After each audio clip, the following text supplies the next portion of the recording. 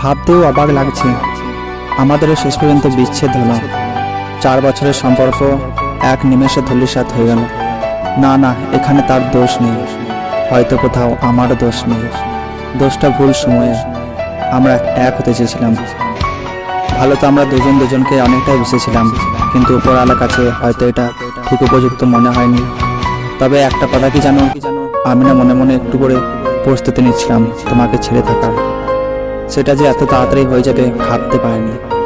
সময়টা জানা থাকলে হয়তো আর একটু ভালো করে প্রস্তুতি নিতাম। তবে ঠিক আছে, আমি ঠিক নিজেকে মানিয়ে নেব। তাছাড়াও এই কয়েক মাসে তো তোমাকে ছাড়া থাকার অভ্যাসটা খানিকটা হলেও আছে, আর আজ থেকে না হয় চিরজীবনের জন্য অভ্যাস করতে হবে। তোমার প্রতি আগেও যেমন কোনো অভিযোগ অভিমান ছিল না, আজও নেই। আমি এই বিচ্ছেদটাকে আমার প্রতি ভাগ্যের করা পরিহাস হিসাবে গ্রহণ করে নিলাম। আমি চাই তুমি ভালো থেকো, সেটা হোক না আমাদের বিচ্ছেদে। আর আমার কথা কষ্ট করে আর কখনো ভাবতে যেও না। আমি ভালোই আছি আর হয়তো ভালোই থাকবো।